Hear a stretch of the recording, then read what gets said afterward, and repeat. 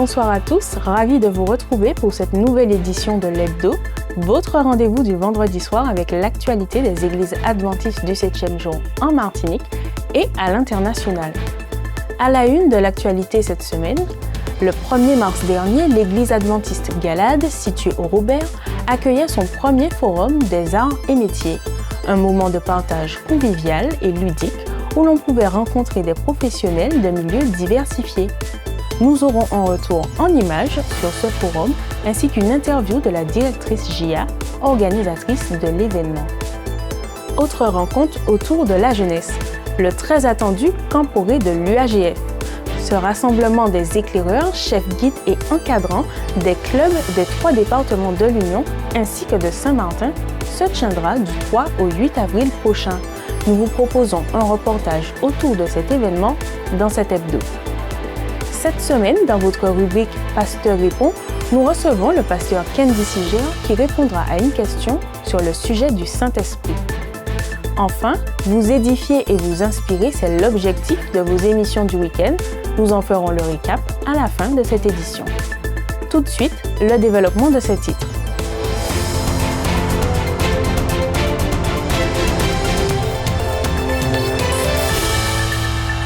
Il y a de cela maintenant 2 semaines, le 1er mars dernier, que l'église adventiste du Robert Galade tenait son premier forum des arts et métiers. Durant toute la matinée, dès 8h30 jusqu'à 12h, ce forum a réuni des professionnels aux horizons très variés.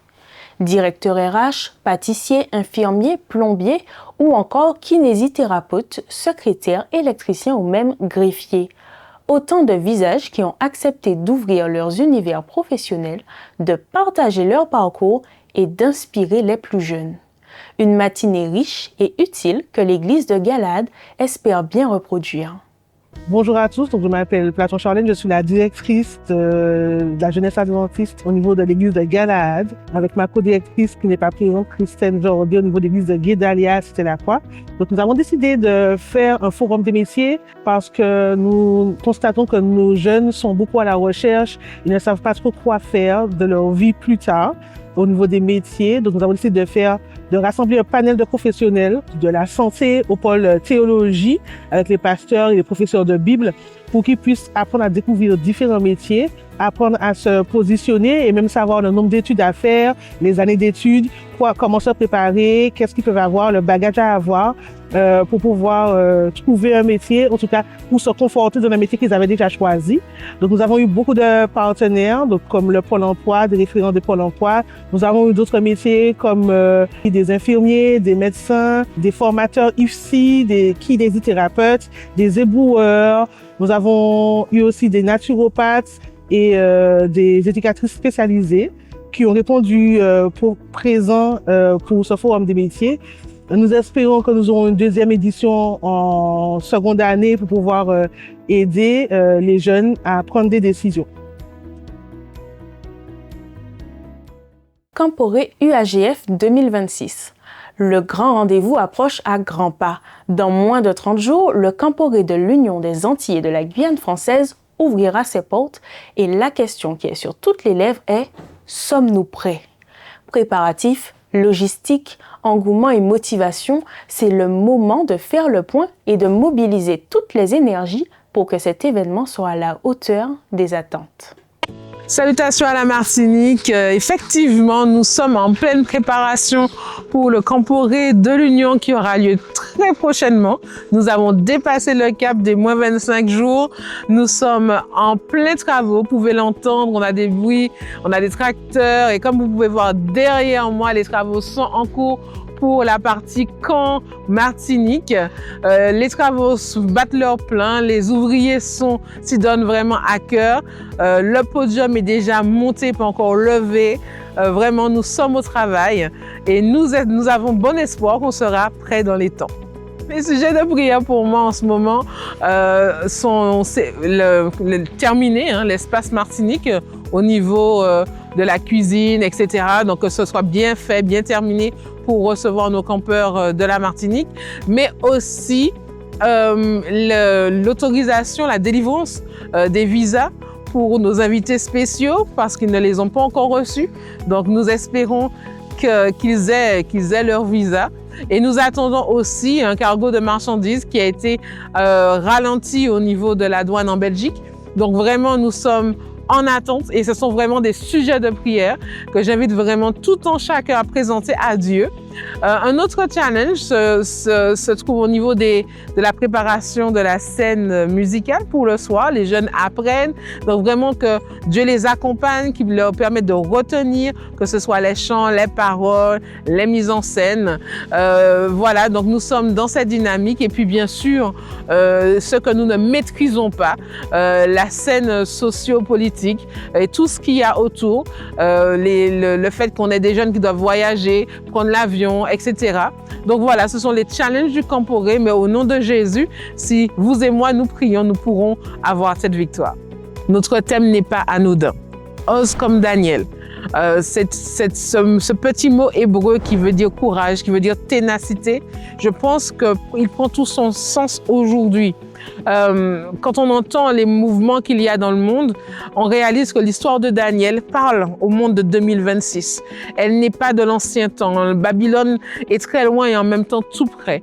Et je crois que venir sur ce camp nous donnera l'opportunité de nous reconnecter les uns aux autres, de nous reconnecter à Dieu, d'être dans cette communion en action afin de pouvoir nous préparer et être et rester prêts jusqu'au retour de Jésus. Voilà mon message. Venir pour que nous puissions ensemble lever les yeux vers le ciel et dire Jésus, nous t'attendons.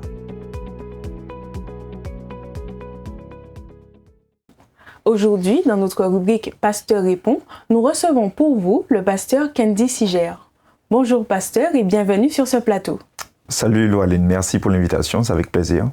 Je t'en prie. Aujourd'hui, la question qui t'est posée est quel est le rôle du Saint-Esprit dans la vie du chrétien? Ok, alors, comme nous le savons, la vie du chrétien est faite de haut et de bas. Mais une chose qui est vraiment importante à retenir, c'est que le Saint-Esprit est vraiment cette personne de la Trinité qui ramène le chrétien à son Seigneur. Et donc, de ce fait, le Saint-Esprit a plusieurs rôles dans la vie du chrétien. Premièrement, grâce au Saint-Esprit, on peut dire que le chrétien naît de nouveau. Je prends l'exemple, par exemple, de Nicodème. Nicodème, dans Jean 3, verset 5, où lorsqu'il a rencontré Jésus, Jésus lui a déclaré que si l'homme ne naît d'eau et d'esprit, il ne peut rentrer dans le royaume de Dieu. Et donc, nous comprenons ainsi que l'homme chrétien, qui va donc donner sa vie au Seigneur, ne doit pas seulement recevoir ce baptême d'eau, mais également le baptême du Saint-Esprit. Ensuite, on peut dire que le Saint-Esprit, c'est celui qui va conduire le chrétien. C'est-à-dire que, grâce au Saint-Esprit, il pourra être habité de la présence de Dieu. Nous savons, par exemple, que 1 Corinthiens nous dit, 1 Corinthiens chapitre 6, que ne savez-vous pas que votre corps est le temple du Saint-Esprit. Et donc, si le Saint-Esprit habite dans le chrétien, nécessairement, il va porter du fruit. Et là encore, c'est le travail du Saint-Esprit. Nous savons dans Galates chapitre 5 que grâce au Saint-Esprit, le chrétien peut porter le fruit de l'Esprit qui est décomposé en 9 tranches. D'accord? Donc, je ne vais pas tous les citer, mais voilà, nous les connaissons, l'amour, etc. L'amour, la joie, la paix, etc. Donc, tout cela afin de pouvoir vivre une vie d'intimité, une vie d'harmonie avec le Seigneur et surtout de pouvoir témoigner des bienfaits du Seigneur, donc dans notre vie de tous les jours. Et tout cela pour annoncer sa seconde venue. Donc, en fait, le Saint-Esprit, il a un rôle, je dirais, majeur, un rôle clé dans la vie du chrétien, puisque depuis le début de l'alliance que le croyant va passer avec son Seigneur, jusqu'à son prochain retour, eh bien, nous croyons que le Saint-Esprit est celui, non seulement qui nous ramène, qui nous conduit également dans toute la vérité, puisqu'il y a bien sûr des hérésies. Donc, cet esprit-là, c'est cette personne qui va toujours ramener le chrétien à l'essentiel, à son Seigneur et au seul chemin, la vérité, la vie, qui est le Seigneur Jésus. Merci, pasteur, pour cette réponse. Nous espérons que ces paroles vous ont édifié et fortifié. Et nous vous rappelons que vous pouvez nous faire parvenir vos questions via l'adresse mail socialmedia@fam.org. Nous passons maintenant à la météo avec Audrey.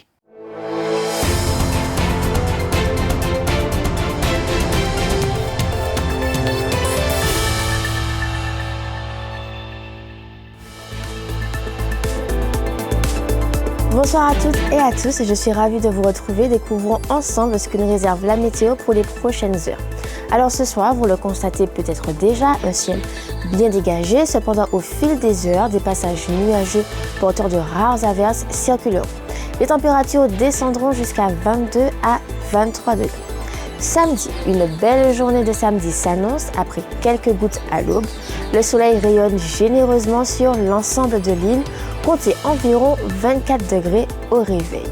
Samedi après-midi, un très beau temps, les reliefs pourront tout de même être concernés dans l'après-midi par des passages nuageux et les températures, elles, grimperont jusqu'à 28 ou 29 degrés.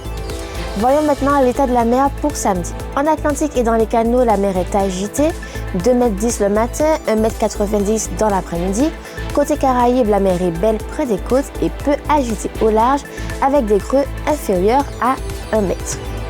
La fin de journée s'annonce calme avec quelques passages nuageux en début de soirée et une température qui redescendra tout doucement pour atteindre les 25 degrés. Côté vigilance, le niveau est au vert et puis Madinilaire indique un indice atmosphérique moyen sur toute la Martinique. Le soleil se lèvera samedi à 6h13 pour se coucher à 18h14. C'est tout pour moi, restez comme d'habitude connectés en cas de changement. Je vous souhaite une excellente soirée et surtout, prenez soin de vous.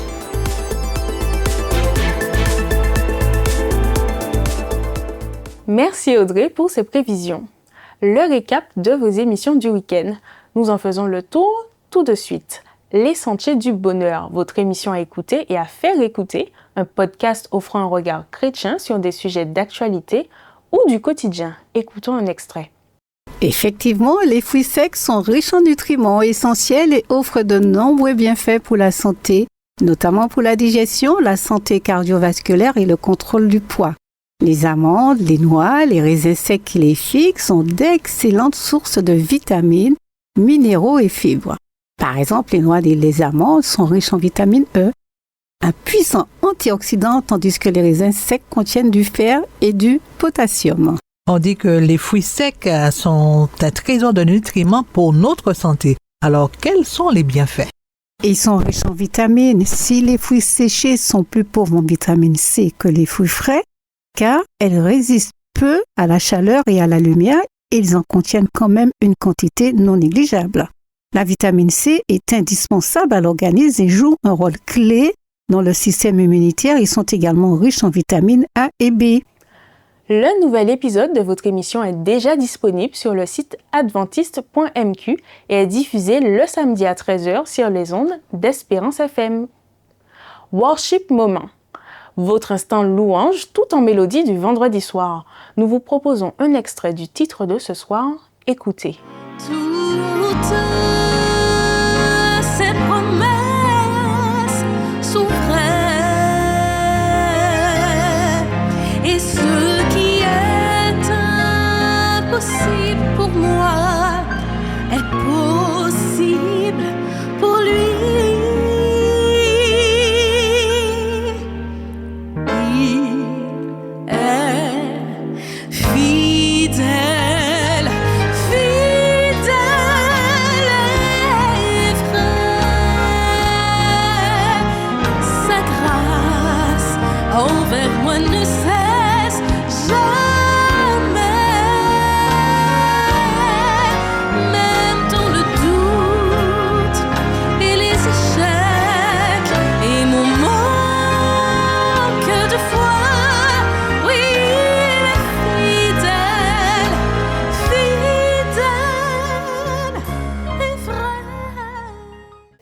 L'intégralité de ce Worship Moment est déjà disponible sur notre chaîne YouTube Espérance Média Martinique. Femmes vertueuses, femmes de valeur, votre émission au féminin. Dans cette nouvelle séquence, votre présentatrice, Nadège, reçoit Charlotte Honoré. Et plus tard, en grandissant, j'étais au lycée, j'ai eu l'occasion d'avoir un frère qui était déjà adventiste. J'ai une belle sœur aussi. On avait de bonnes relations. Elle m'invitait dans des réunions, dans des campagnes, dans des activités au niveau de l'église. Et là, j'ai pris goût. Votre émission Femmes vertueuses, femmes de valeur est disponible le samedi matin dès 7h30 sur notre chaîne YouTube Espérance Média Martinique. Nous sommes parvenus à la fin de notre hebdo. Merci d'avoir suivi cette édition. Prenez soin de vous et rendez-vous vendredi prochain.